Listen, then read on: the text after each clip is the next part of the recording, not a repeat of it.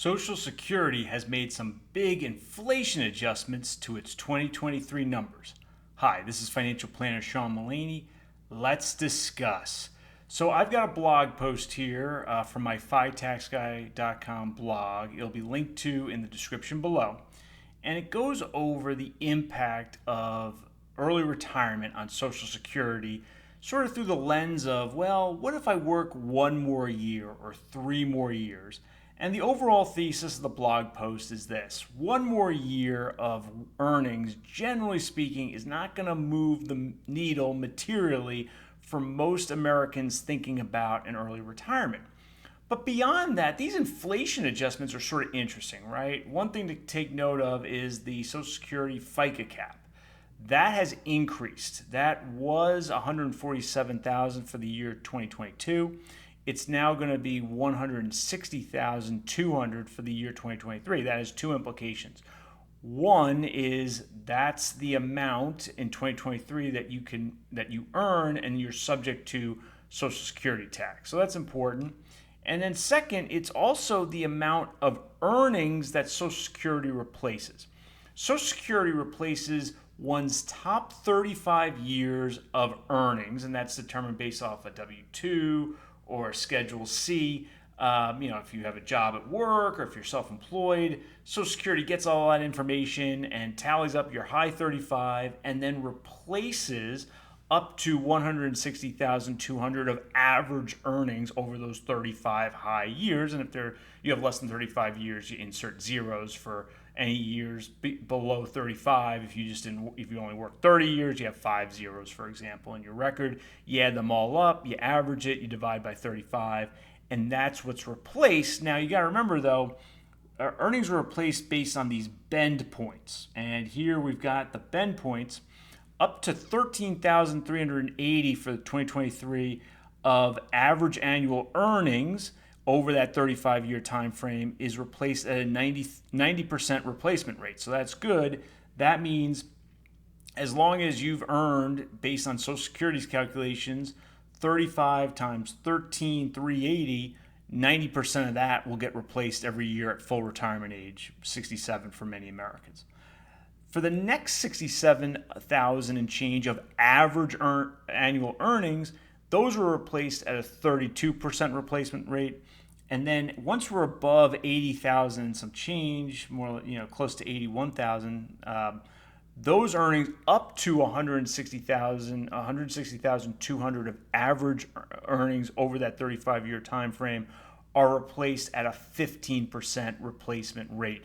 Those two, from 90 to 32, 32 to 15% replacement rates, are referred to as bend points commonly when you're looking at Social Security literature and articles.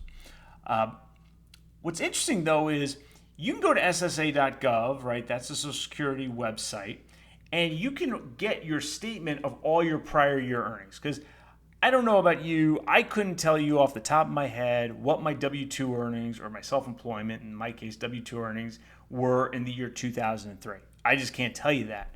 Social Security can, though. They have that record because your employer filed a copy of the W-2 form with Social Security, with the government, 20 years ago, the year 2003.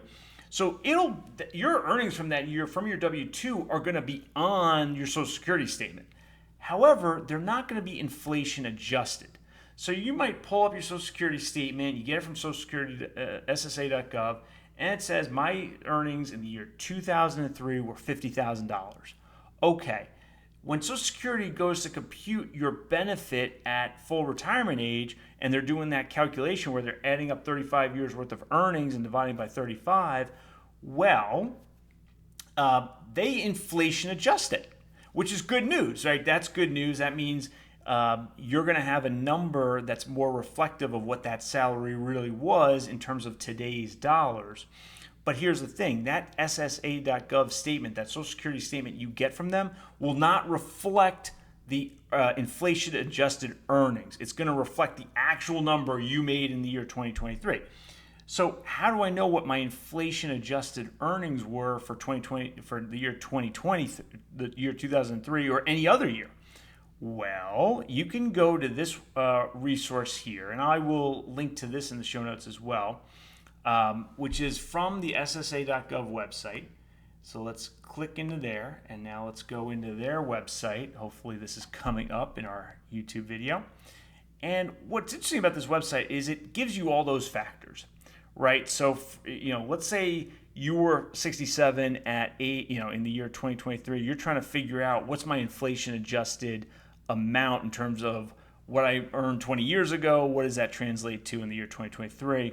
And so you just type this in 2023 and you hit submit request, okay? And now you get these factors. So if we go to the year 2003, right, that's right here, okay? And we see our factor is 1.778 and some change. If we multiply, I'll do this on my iPhone right now. If we multiply $50,000 and we multiply that by 1.7782228, we get $88,911.14. So assuming that was a year that occurred before my 60th birthday, Social Security indexes that, right? If I was full retirement age at 67, then my benefit 20 years later, the average that they're going to use to compute my benefit for my earnings from the year 2003 will be almost $89,000, $88,911.14, right? And that indexing is based on these factors that you see on this website. Now that indexing stops at age 60. So earnings that we get at age 60 and beyond are just their nominal amount. They're not, generally speaking, inflation adjusted. But our earnings pre-age 60, generally speaking, are inflation adjusted. So that's something to keep in mind here. And I think it's useful to say, okay, what I really need from Social Security is two things. One is, in order to, roughly speaking, compute my benefit, is one, I need my old earnings, right, which I get from them. That's that statement. But then the second most important input is these inflation adjustment factors, right? Because obviously a dollar earned in 2003 is worth more than that in the year 2023, right? Because of 20 years worth of inflation. I hope you liked this video. If you did, please mash that like button and subscribe to my channel. I'll see you next time.